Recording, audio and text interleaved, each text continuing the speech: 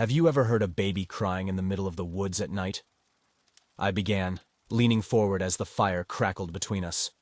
The new rangers shifted uncomfortably, their faces illuminated by the flickering flames. If you do, remember Rule 12. Do not investigate. It was a chilly winter night, the kind where every breath turns into a puff of mist in the air. I was on a routine patrol deep in whispering pines, the forest blanketed in snow and silence. The moonlight cast an eerie glow on the skeletal branches, making them look like grasping hands. As I trudged along the familiar path, a sound pierced the stillness. A baby crying. The sound was faint at first, almost lost in the rustle of the wind through the trees. But it grew louder, more desperate, tugging at my heartstrings. My first thought was that someone had abandoned a child in these woods, and they needed help. The idea of a baby left alone in the freezing cold was unbearable. I quickened my pace, following the sound. The crying seemed to echo through the forest, making it difficult to pinpoint its exact location. Shadows danced on the periphery of my vision, and the temperature seemed to drop even further as I delved deeper into the woods. My flashlight flickered, adding to the growing sense of unease. With each step, the crying grew louder and more insistent. It was as if the forest itself was amplifying the sound, directing me toward its source. My breath came in short, visible bursts, and an inexplicable sense of dread settled over me. The trees seemed to close in, their branches twisting into menacing shapes. Suddenly, the crying stopped. The abrupt silence was more jarring than the sound itself. I stood still, my flashlight beam cutting through the darkness, searching for any sign of movement. The forest was unnaturally quiet, the kind of silence that makes the hairs on the back of your neck stand on end. I remembered the warnings from the veteran rangers, the tales of an evil entity that used the sound of a baby crying to lure people into the forest. It preyed on their compassion, their instinct to protect.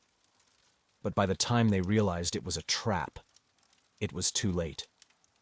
As I stood there, heart pounding, I fought the urge to move closer to where the sound had come from. I knew better. The forest was playing tricks on me, trying to draw me in. The flickering of my flashlight grew more erratic, and the shadows seemed to shift, as if something was moving just out of sight. I took a step back, then another, forcing myself to retreat. The sense of dread intensified, and the air grew colder still. The crying started again, louder and more desperate than before, but I resisted the urge to turn back. I knew that whatever was making that sound was not a helpless child, but something far more sinister. I walked faster, my footsteps crunching on the snow-covered ground. The crying continued, now mixed with a faint, eerie whispering that sent chills down my spine. The whispers seemed to come from all around me, echoing through the trees. I quickened my pace, practically jogging back towards the ranger station. Finally, the sound faded into the distance, replaced by the familiar rustling of the wind and the creaking of the trees. I reached the edge of the forest, the lights of the ranger station a welcome sight. My heart was still pounding, and my breath came in ragged gasps, but I felt an overwhelming sense of relief. That night, I barely slept. Every time I closed my eyes, I heard the baby's cries and saw the shifting shadows. The sense of being watched, of something malevolent lurking in the forest, stayed with me. I knew then that the warnings were true, and Rule 12 was not to be taken lightly. The new rangers sat in stunned silence, the firelight casting eerie shadows on their faces. They understood now, the importance of heeding the rules and the dangers that lurked in whispering pines. The forest held many secrets, and not all of them were meant to be uncovered. The fire crackled softly, casting long shadows that danced around us. The new rangers sat in a tense silence, the weight of my story hanging heavily in the air. They needed to hear another tale, one that would reinforce the importance of Rule 12, a tale of a ranger who ignored the warnings and paid the ultimate price. "Let me tell you about Lucas," I began, my voice steady but filled with an undertone of sorrow. Lucas was one of our best. Brave, experienced, and a bit too skeptical for his own good. Lucas had always been a bit of a maverick.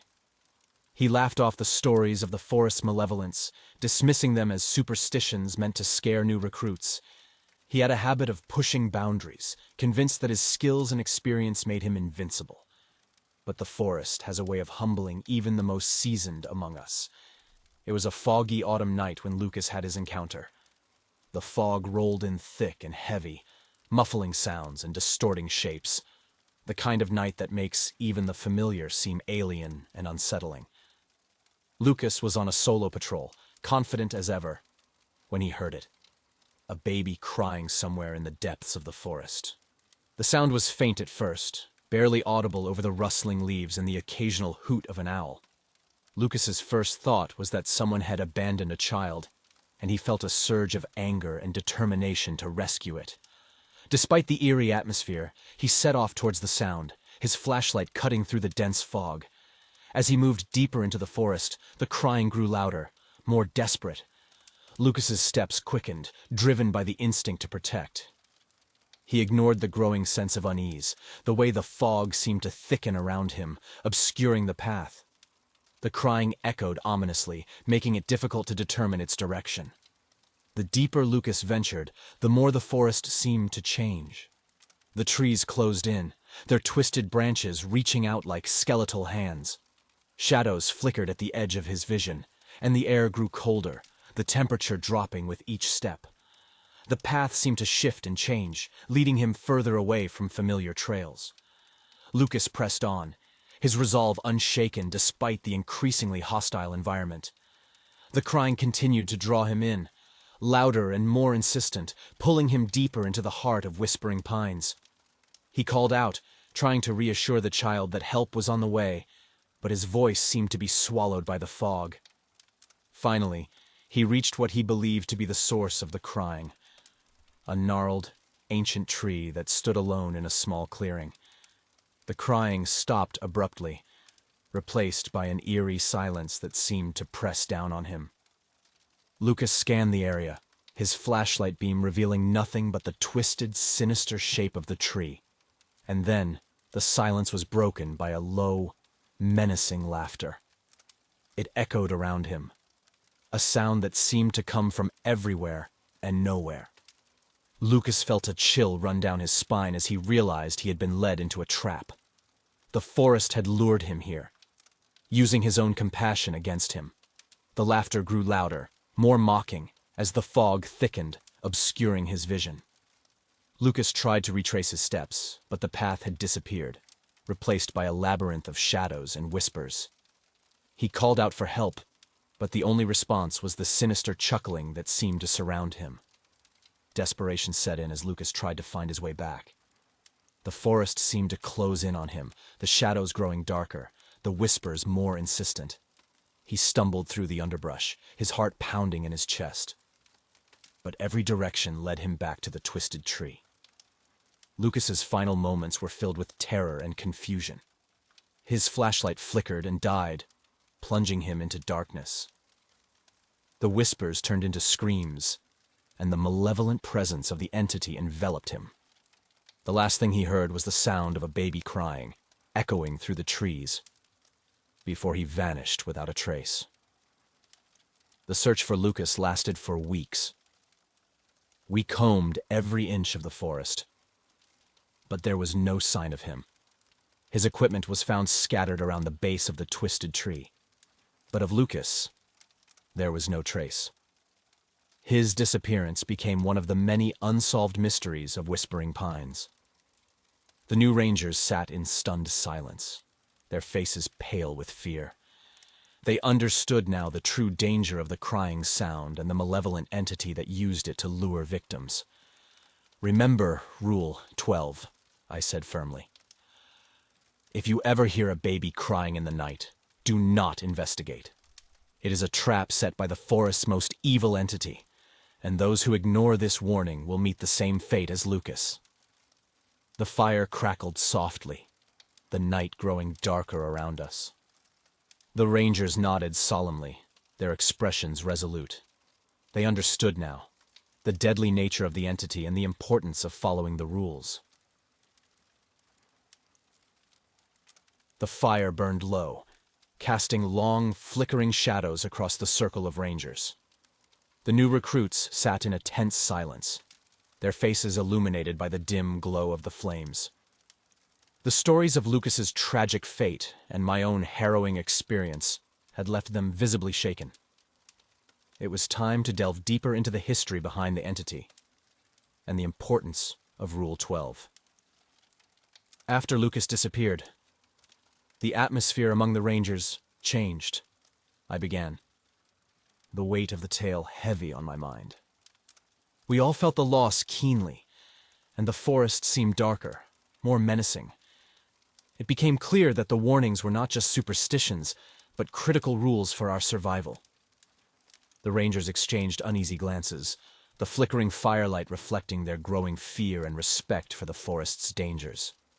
The search for Lucas led us to uncover more about the forest's dark history, I continued. Whispering Pines is ancient, and its secrets run deep.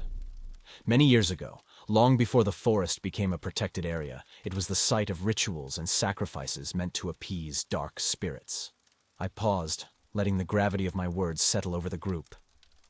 In those days, the villagers who lived near the forest believed that the spirits could be controlled, that they could be used to gain power and protection. They performed unspeakable acts, sacrificing animals and even children to these malevolent entities, I explained.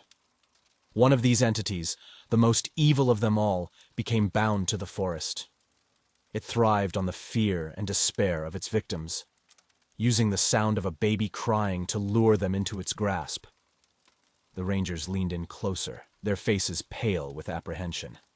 I spent countless hours researching old records, journals, and legends, I said.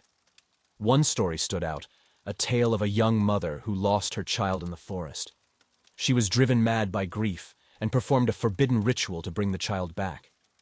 But instead of her child, she summoned the entity.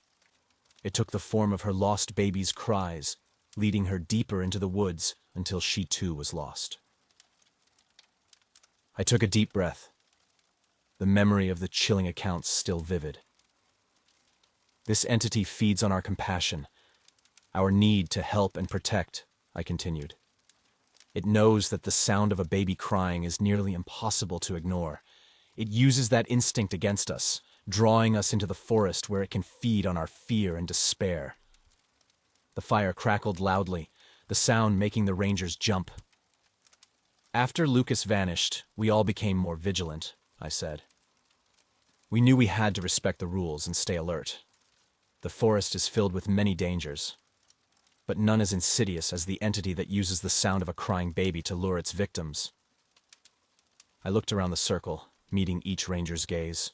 We documented everything we could find about the entity, I continued. We spread the word, made sure every ranger understood the importance of Rule 12, and we made a promise to each other to always heed the warnings and protect one another from the forest's malevolence. The rangers nodded solemnly, their expressions resolute.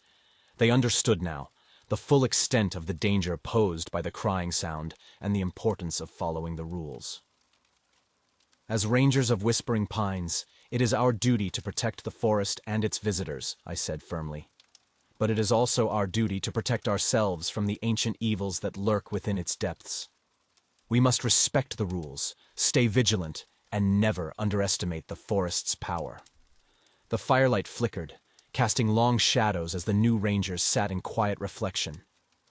The night was filled with the whispers of the wind and the rustling of leaves, a constant reminder of the forest's presence. "Stay safe," I said, my voice barely above a whisper. "And remember, if you ever hear the sound of a baby crying in the night, do not investigate. It is a trap set by the forest's most evil entity, and those who ignore this warning will meet the same fate as Lucas." The fire crackled softly, the night growing darker around us.